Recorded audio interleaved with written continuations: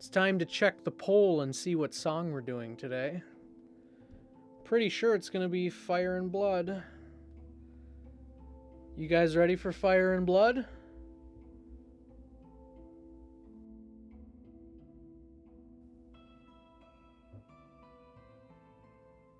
Secunda.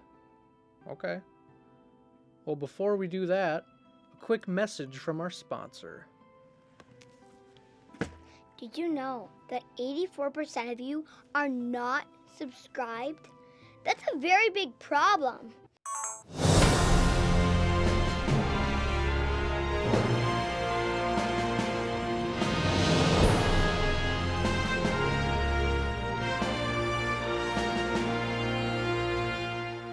So here we are inside the session, and this one is pretty old, so a lot of it's set up a little bit differently from that last video, but you should be able to follow along just fine. So this intro has a few really weird instruments going on, okay?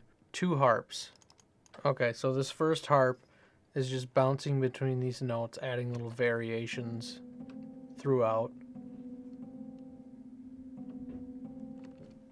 And then here's the second harp, which is the melody that you would remember.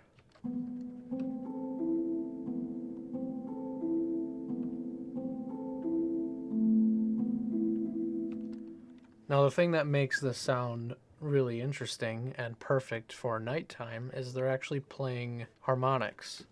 So if I were to change it to just a standard pluck, it would sound more like this.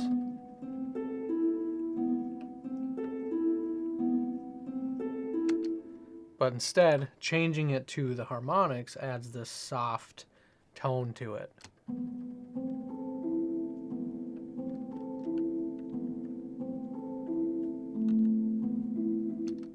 Okay, now on top of that, we also have a hand pan, which is this really odd looking percussion instrument. You can kind of see a little photo of it right here. And there's a similar thing going on where we have 2 of them playing. The first one moves upward.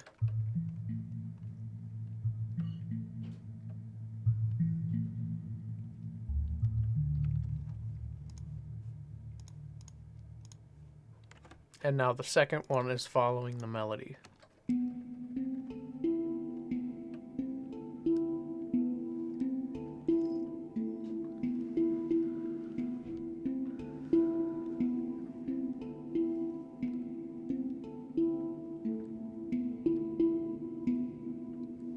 Okay, now if you take both of those and you put them together with the harps, that's how you get that intro sound. So you have the harmonics on top and then that metallic sound underneath.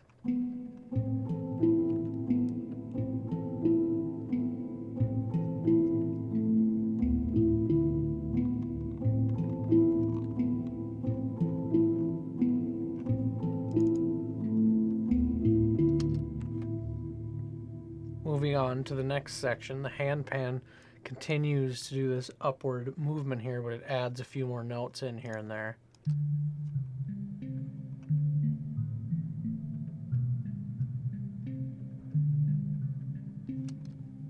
And then on top of that, you've got a little harp section.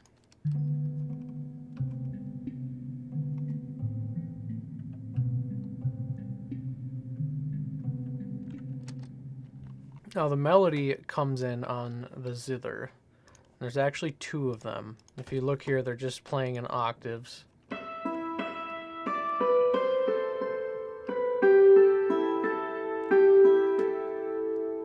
That higher octave is really faint.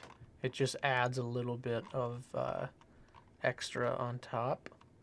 And then there's also a very subtle rumble that takes place throughout the intro parts of the song.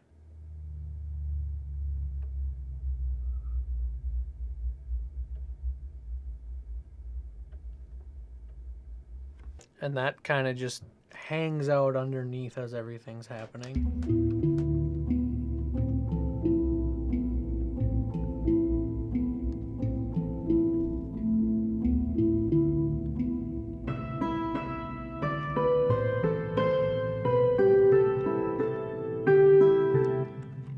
Okay, so then following that, we have a little transition instrument that comes in just for 1 bar. And this is a santur. I don't actually know how this is pronounced, but that's my guess.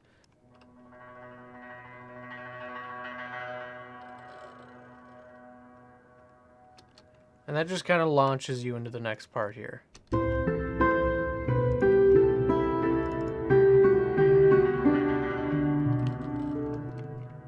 So now we come back into this main section from the harp.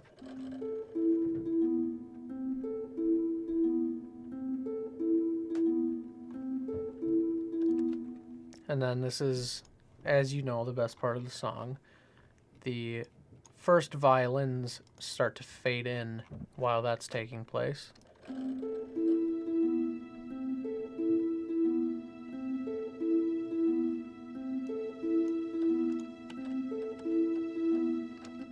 And then halfway through there, you can see the second violins. This dark green here comes in.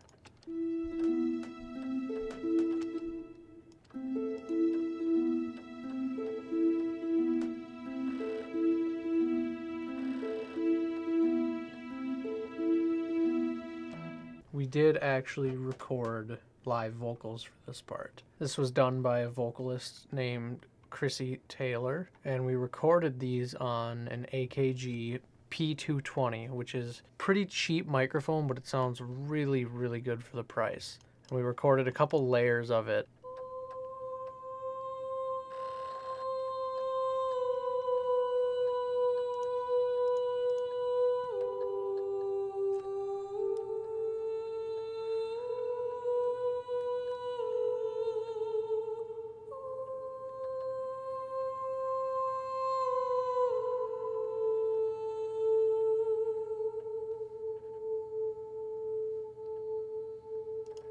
So that's the lead vocal, and then we have 4 more that are just kind of panned all around that.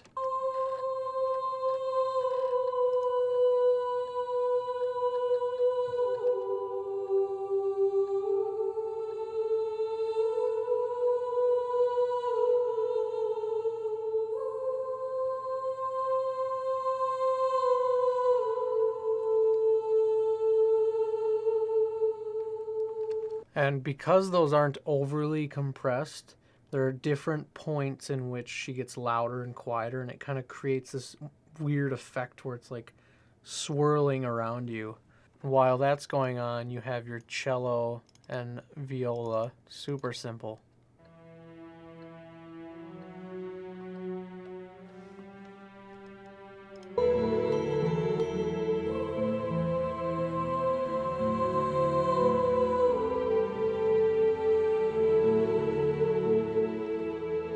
Then we have these little guys in there too. This just helps pull it away from Skyrim a little bit and make it a little more cohesive with the New North.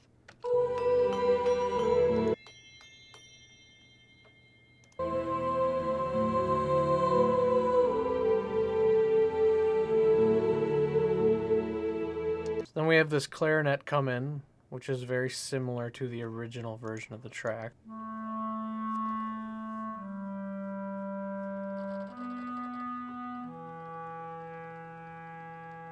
And normally this is where the song ends, but I kind of wanted to extend it a little bit just because not only is it a little too short and sweet, but it would help it stand out a little bit more as its own version or rendition. So this is where we have a solo cello come in.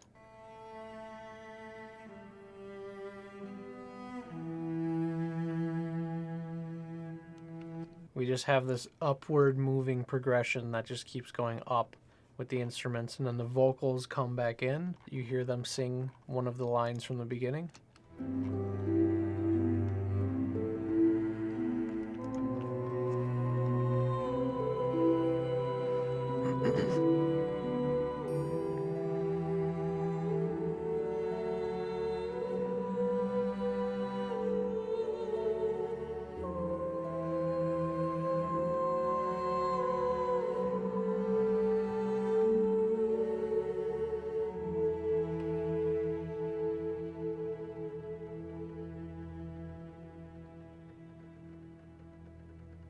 And that's it. That's all there is to it. Thanks for checking it out. Make sure you go down in the description and you can download the multi-tracks.